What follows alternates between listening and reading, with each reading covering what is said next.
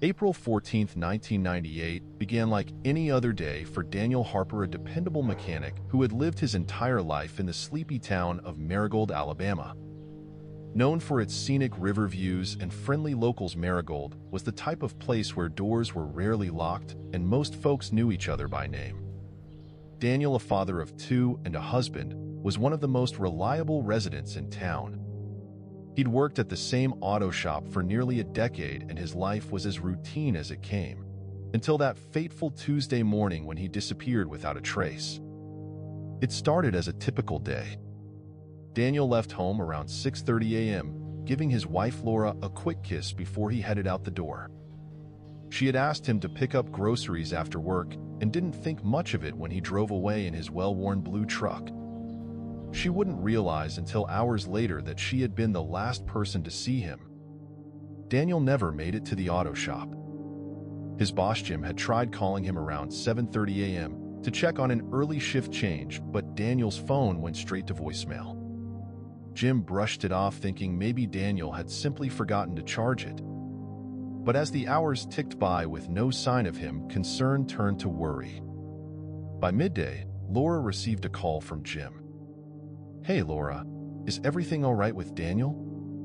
He didn't show up today, and he hasn't called in. I thought maybe he wasn't feeling well." Laura's heart sank. Daniel was meticulous, never one to skip work without notifying someone. She felt an uneasy chill as she dialed his number repeatedly, only to hear the same monotonous beep before the call dropped to voicemail. Panic set in as she began contacting friends, family, and neighbors. No one had seen him or knew where he might be. When Daniel hadn't returned by nightfall, Laura went to the police to report him missing. Given that he was an adult and had no history of erratic behavior, the authorities initially didn't treat the case with urgency. But Laura's insistence and the strange circumstances soon changed their minds. They agreed to start an investigation and launched a small-scale search that evening. The police, along with a few volunteers, began combing the nearby roads and trails, checking gas stations, and asking anyone they encountered if they had seen his blue truck. At dawn the next day, an officer finally spotted Daniel's truck parked off an isolated dirt road about 10 miles outside of town near a thick forest known locally as Willow's Edge. To the police, it appeared that the truck had been abandoned. The doors were unlocked, and the keys were still in the ignition, though the battery had drained overnight from the headlights being left on. Daniel's phone was on the seat, completely out of battery. But the strangest detail of all was a small notebook lying open on the dashboard with a single entry written in Daniel's handwriting. "Going to get help, be back soon." The search intensified as police teams and local volunteers spread out from the area around the truck, combing through the dense forest and the winding paths that led toward the river. They searched through abandoned cabins, examined every rock and ravine, hoping for a clue that might lead them to Daniel. Days turned into weeks, and the search grew more frantic, but the trail had gone cold. There was no sign of struggle, no evidence of foul play. Just an empty truck, a haunting note, and a thick, unyielding forest that kept its secrets hidden. Laura, devastated and refusing to believe her husband would just vanish without reason, continued to press the police for updates.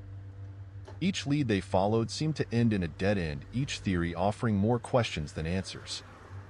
Some speculated he might have been injured while trying to find help. Others wondered if he had been forced to leave under duress. The possibility of a medical episode, a sudden confusion perhaps, was brought up, but Daniel had no history of such problems. Every theory felt both plausible and impossible. Months later, a break in the case seemed to come from an unlikely source. A hiker who frequented Willow's Edge reported finding something unsettling on the edge of the riverbank, a pair of muddy boots caked in dried clay. They were Daniel's size and matched the description Laura had provided of what he'd been wearing the day he disappeared.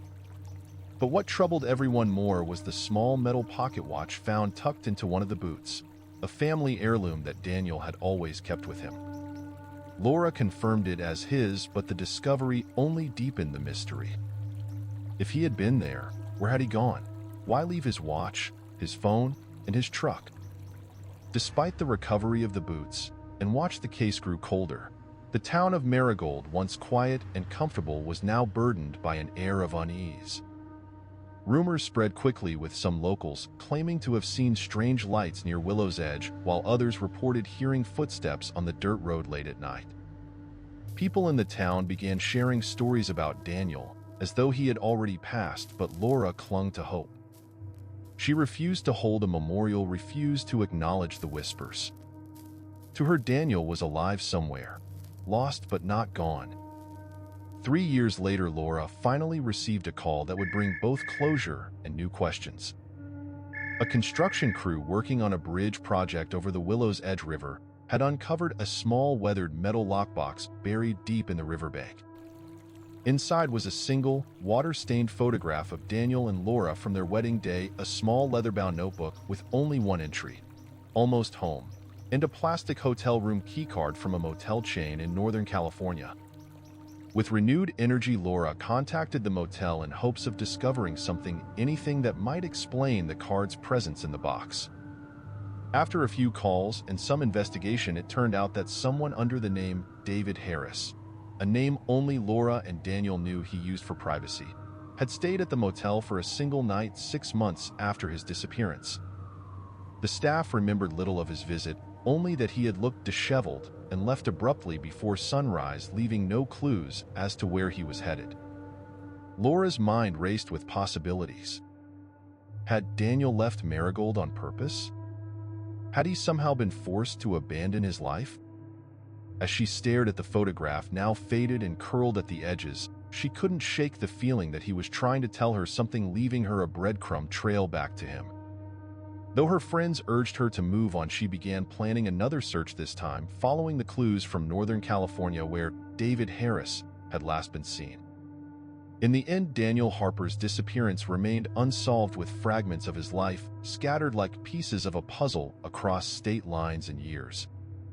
Laura, despite the odds, continued her search, driven by the belief that somewhere he was leaving her signs, leading her closer to the truth.